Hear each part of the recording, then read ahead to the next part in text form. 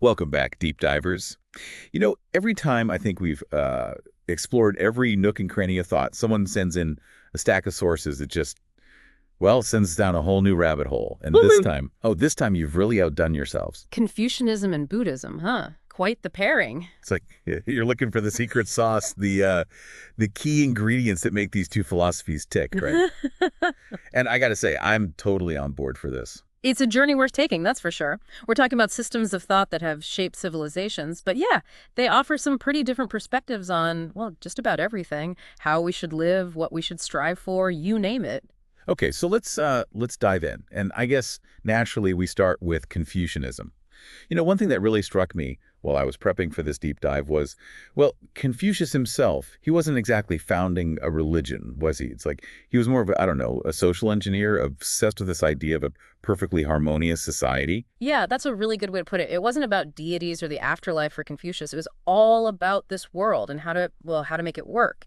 And his recipe for that, those five constant virtues, Ren, Yi, Li, Zi, and Xin, they're like the cornerstones of his whole philosophy. And those virtues, they're not just, nice sounding ideas, right? Right. They're supposed to be put into action like every single day, especially in those five relationships: ruler and subject, father and son, husband and wife, elder and younger brother, friend and friend.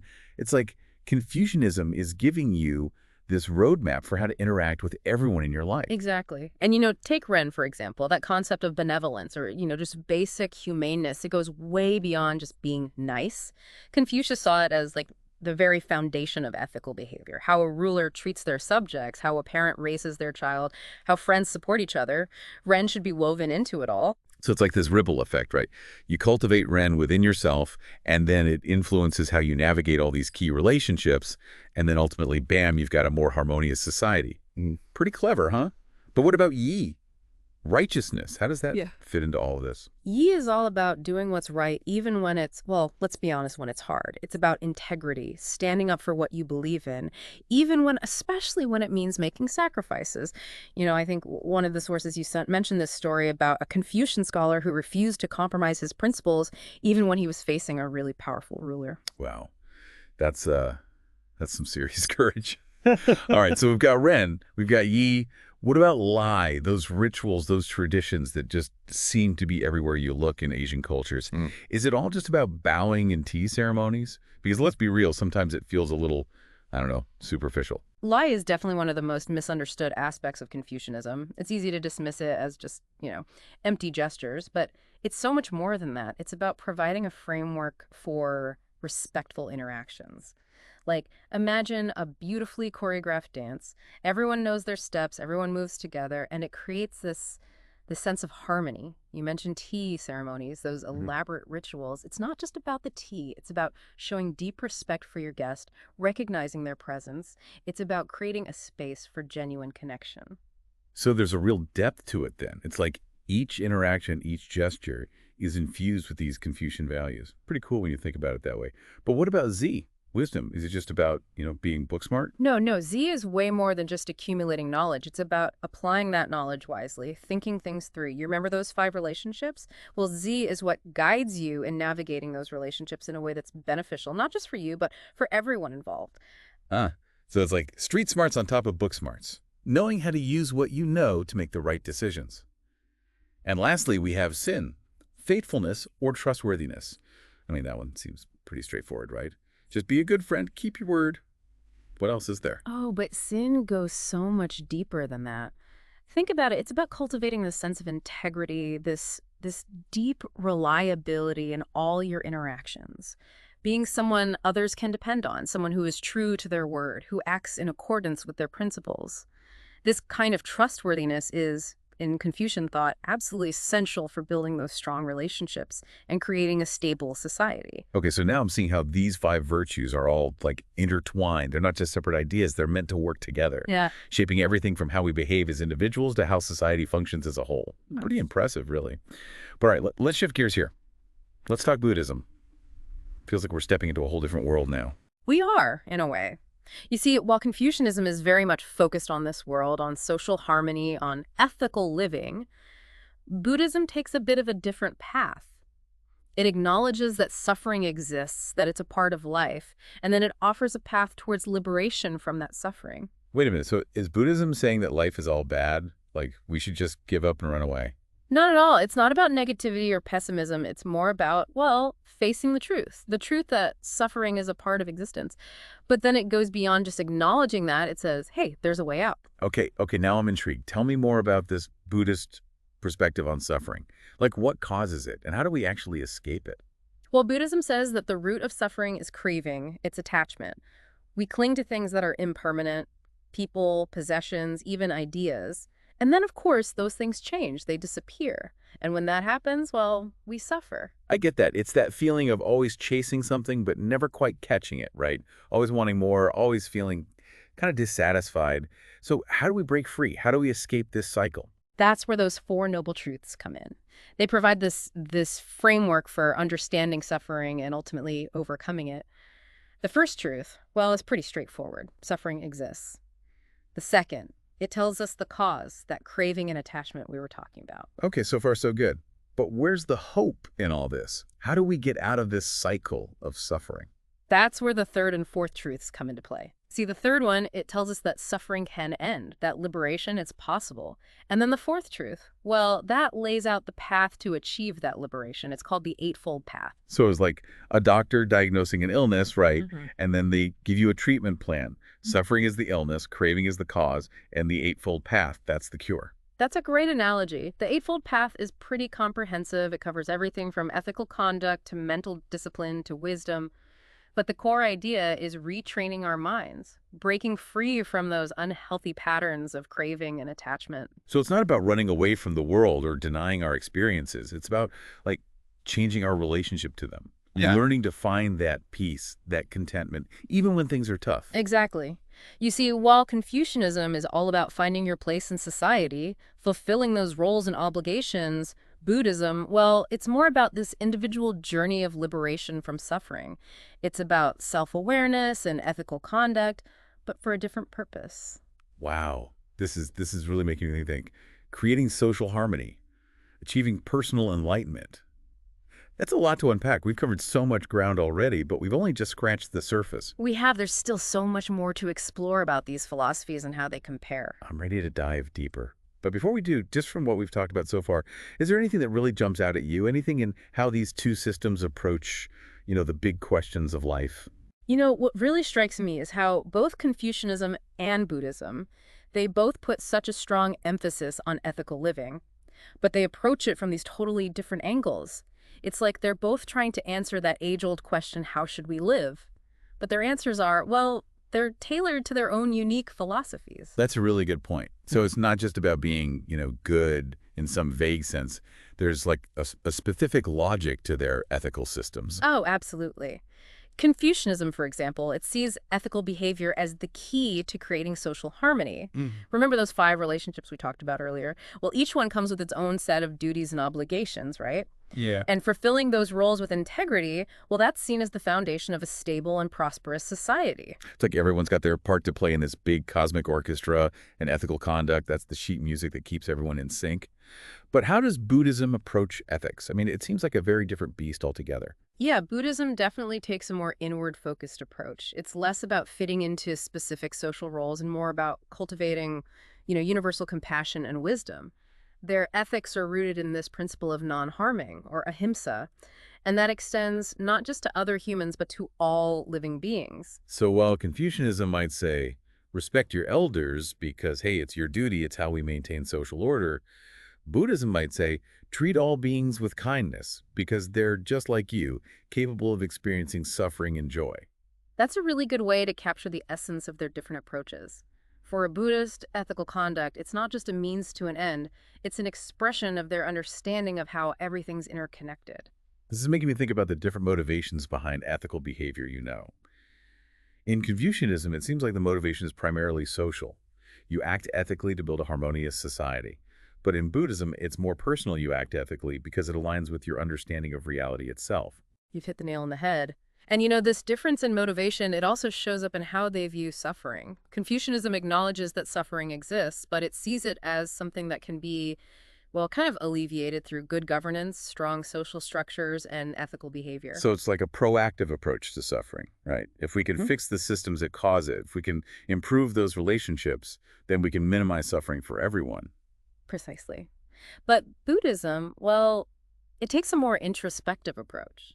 It sees suffering as an inherent part of existence, stemming from our attachment to impermanent things and our ignorance of the true nature of reality. Hold on, I need to unpack this for a second. So even if we lived in like this perfect Confucian society, we would still experience suffering. According to Buddhism, yes, because the root cause of suffering, it's not external circumstances, it's internal. It's our own clinging and craving. And that's why Buddhism puts so much emphasis on practices like meditation and mindfulness, things that help us detach from those unhealthy patterns of thinking. I see. It's like Confucianism is trying to build a better world around us, while Buddhism is trying to help us build a better world within us. That's a brilliant way to put it. And this difference in focus, it also shapes their perspectives on the self, that age-old question, who am I? Ah, yes, the big one. So what's the Confucian take on this existential dilemma?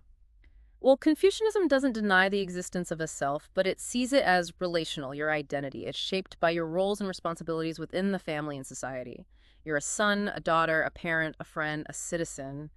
And fulfilling those roles with integrity, that's the path to self-cultivation. So it's not about finding yourself in some kind of isolated individualistic sense. It's about understanding your place in the web of relationships that make up society. Exactly. But Buddhism, well, it takes a radically different approach. Buddhism says that there is no permanent, unchanging self or soul. They call it anatta, or no self. Wait, are you saying there's no me? My mind is officially blown. How can there be no self? It's a tough one to grasp, I know. But think about it this way. What we usually think of as self, it's really just a collection of ever-changing physical and mental processes. Our bodies change, our thoughts and emotions. They're constantly in flux. So where's this permanent, unchanging me hiding? Yeah, okay, I'm trying to wrap my head around this. So it's not that we don't exist, it's just that our existence is more like, I don't know, a flowing river than a solid rock. We're always changing, always becoming. That's a great analogy. And, for Buddhists, this idea of no self, it's not meant to be depressing or nihilistic. It's actually liberating. Liberating. How so? Because if there's no fixed me to cling to, well, there's less to fear, less to worry about, less to be attached to. It allows us to experience the world with more openness, more acceptance, without this constant need to defend or protect this illusion of self. That's a pretty radical concept, but I can see how it could lead to a sense of freedom and peace. So while Confucianism is all about cultivating a virtuous self within our social roles, Buddhism encourages us to let go of that illusion of self altogether. Exactly. And this difference in perspective, it really highlights the distinct goals of each tradition. Confucianism, it aims to create a harmonious, well-ordered society, while Buddhism, it seeks to liberate individuals from suffering and the cycle of rebirth. It's like they're addressing different dimensions of the human experience. Yeah. Confucianism focuses on our outer world, our interactions, our place in society. Buddhism delves into our inner world, our thoughts, emotions, the very nature of being. In both perspectives, they offer valuable insights and practices that can enrich our lives, whether we're navigating those social roles or searching for inner peace. This is giving me so much to think about. It's like we've been given two different maps for navigating this crazy thing called life. And instead of choosing one over the other, maybe we can learn from both, finding inspiration in their shared values of compassion, self-cultivation, a commitment to living a meaningful life. I love that. But there's another key difference we haven't talked about yet. Their views on the spiritual realm, the afterlife. Okay, let's talk about that. I always got the sense that Confucianism is pretty grounded in this world, focused on those practical matters of governance, social harmony. Doesn't seem to get too metaphysical, does it? You're right. While Confucianism does acknowledge the existence of heaven, or Tian, as a guiding force, a moral force, it doesn't really go into detail about the afterlife or speculate on the nature of the soul or anything like that. So it's like Confucianism is saying, hey, let's focus on making this world a better place in the afterlife. Well, we'll cross that bridge when we get there. You got it. And it's that focus on practical ethics, on worldly affairs, that has made Confucianism so influential, especially when it comes to shaping political systems and social norms in East Asia. Whereas Buddhism, it kind of goes all in on the spiritual and the metaphysical stuff, right? karma, rebirth, that whole idea of escaping this cycle of suffering. It's Mm. like saying, hey, this earthly life, this is just one chapter in a much bigger story. Yeah, and our actions, they have consequences that ripple out beyond this lifetime. They shape our future rebirths. Buddhism, it really delves into the nature of consciousness, that interconnectedness between all beings, the possibility of transcending those limitations of our physical existence. It's got a whole cosmology describing different realms, explaining the karmic consequences of our choices. It's pretty mind-blowing stuff. So while Confucianism might guide us towards building that harmonious society in this lifetime, Buddhism is offering a path to, well, ultimate liberation from suffering Hmm. across multiple lifetimes, no less. It's incredible how these two systems, they can coexist, even complement each other. It makes me wonder, are there any examples of how these philosophies have been, integrated into everyday life, especially in those cultures where both Confucianism and Buddhism have really taken root? That is a great question. It's one thing to talk about these philosophies in the abstract, but it's so much more interesting to see how they've actually been woven into the fabric of daily life, especially in places like China, Korea, Japan, where both have had such a huge impact. Can you give us some specifics, some real-world examples of how this plays out? Absolutely. Let's start with the family, which is, well, it's kind of the foundation of society in both Confucianism and Buddhism. Confucianism, with its emphasis on filial piety, ancestor veneration, that's been shaping family structures and traditions for centuries. We talked about Zhao earlier, that deep respect and care for parents and elders. It's still such a powerful force in many Asian cultures, isn't it? It really is. It goes way beyond just, taking care of aging parents. It's about upholding those family traditions, honoring ancestors, maintaining those hierarchical relationships that are so central to Confucianism. You might see multiple generations living under one roof, children caring for their parents as a matter of course. It's all about family unity, that sense of continuity. It definitely feels like a very different way of thinking about family than what we often see in the West, where individualism is so emphasized. It is a different cultural lens, but then Buddhism comes in and offers a new perspective, right? It doesn't negate those family ties, but it gives us another way to understand those relationships. So how does Buddhism approach family? Well, Buddhism, with its emphasis on non-attachment, on the impermanence of all things, it encourages a more, I guess you could say, more detached perspective on family. It's not about denying love or responsibility, but recognizing that even these bonds, as close as they are, well, they're subject to change. They're subject to eventual separation. So while Confucianism might tell us to hold on tight to those family ties, Buddhism might whisper, hold them lightly, with an open heart, knowing that everything changes. And this perspective, it can be especially helpful when we're dealing with grief, with loss, those inevitable parts of life. That's beautifully put. So within a family, you might have those Confucian values playing out in those daily rituals that respect and care. And then Buddhist teachings, they offer a different kind of comfort, a way to find perspective during those times of change or hardship. It really does feel like a powerful combination. I agree. And this interplay between Confucianism and Buddhism, it goes beyond the family too. Take education, for example. Both traditions have had a massive influence on how people learn. Remember how Confucianism values education? Hmm. That idea of moral self-cultivation, social advancement, all that. Well, it's shaped educational systems all across East Asia. There's this huge emphasis on rote learning, memorizing those Confucian classics, preparing for those civil service exams. It's pretty intense. Pretty rigorous, yeah. It can be. Mhm. But then you have Buddhism, which has also played a role, particularly in those monastic schools, in passing down those Buddhist teachings. So you might have those Confucian academies focused on churning out those scholars, those government officials, while the Buddhist monasteries, they're offering a more contemplative approach, focusing on meditation, philosophy, spiritual development. It's really a reflection of their different goals.